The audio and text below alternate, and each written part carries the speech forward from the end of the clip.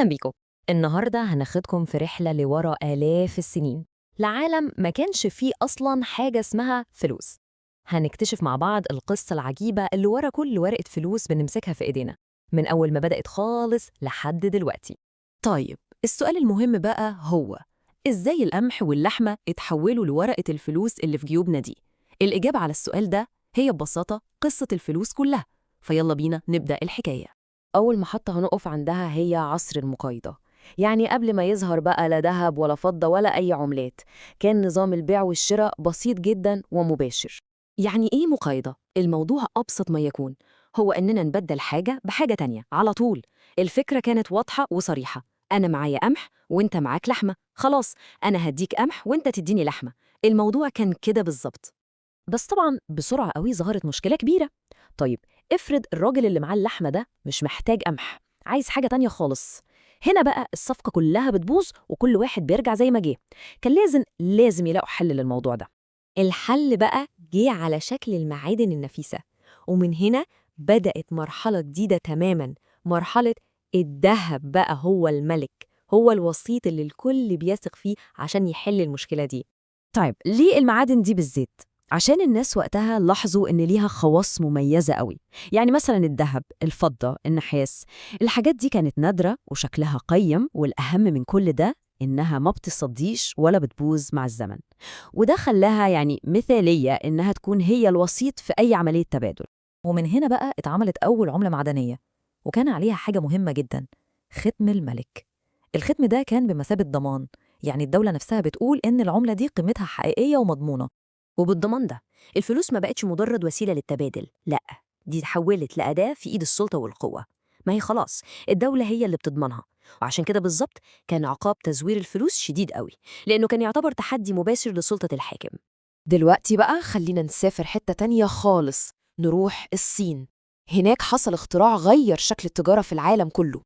الصينيين ببساطة لقوا حل لمشكلة إن الواحد لازم يمشي شايل ذهب وفضة تقال على قلبه. الفكرة كانت يعني بسيطة جدا بس في نفس الوقت عبقرية. قالوا طب ليه نمشي شايلين دهب تقيل طالما ممكن نكتب قيمته دي على ورقة؟ ومن السؤال البسيط ده اتولدت أول عملة ورقية في التاريخ. طبعا في الأول الناس كانت خايفة ومستغربة جدا، إزاي يعني حتة ورقة ملهاش قيمة في نفسها تبقى زيها زي الذهب؟ الموضوع كان محتاج ثقة كبيرة جدا عشان الناس تتقبله. اللي خلى الناس في الآخر تطمن وتثق كان وعد الحكومة. لما الدولة طلعت وقالت إحنا ضامنين الورقة دي، الناس بالتدريج بدأت تصدق وتتعامل بيها. يعني من الآخر الثقة هي اللي حولت الورقة دي لفلوس. ودلوقتي بقى نوصل للي ناس كتير بتعتبره أخطر تحول في التاريخ الفلوس كله، وهي اللحظة اللي الفلوس بطلت تكون مرتبطة بالذهب أو بأي معدن.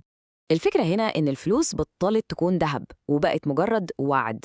يعني إيه؟ يعني قيمة الورقة اللي في إيدينا دي مش في الورق نفسه، لأ، قيمتها كلها جاية من الثقة في الحكومة اللي أصدرتها. المقارنة دي بتوضح الفرق كويس قوي. العملة الذهب قيمتها جاية من الذهب نفسه، وده معدن نادر، عشان كده قيمتها مستقرة. لكن العملة الورقية قيمتها كلها جاية من الثقة في الدولة اللي طبعتها، وده معناه إن قيمتها ممكن تتغير وتتأثر بقوة الدولة دي أو ضعفها. طبعا النظام الجديد ده خلق معاه مخاطر ما كانتش موجودة قبل كده. بدأنا نسمع عن مصطلحات زي التضخم وانهيار عملة بلد، وفكرة إن ثروة الواحد ممكن فجأة تفقد جزء كبير من قيمتها لمجرد إن الثقة في الدولة اتهزت. طيب خلينا نرجع بالقصة دي كلها لوقتنا الحاضر، ونمسك ورقة الفلوس اللي في جيوبنا دلوقتي ونشوف قصتها إيه ورحلتها عاملة إزاي. صناعة ورقة الفلوس دي عملية مش سهلة خالص، دي معقدة ودقيقة جدا. الموضوع بيبدأ باختيار تصميم عليه رموز وطنية، وبعدين بيستخدموا نوع ورق مخصوص وفريد من نوعه صعب قوي تزويره.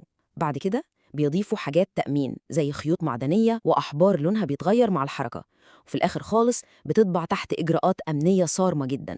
والحاجة اللي يمكن ناس كتير متعرفهاش إن كل ورقة فلوس بنمسكها ليها رقم مسلسل خاص بيها لوحدها، زي بصمة الصباع أو رقم البطاقة كده.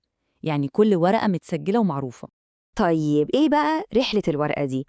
بصوا، هي بتتولد في البنك المركزي الأول، بعدين تتوزع على البنوك التجارية عشان توصل لإيدينا، وأول ما تدخل جيب أي حد بتبدأ رحلتها الحقيقية جوه الاقتصاد.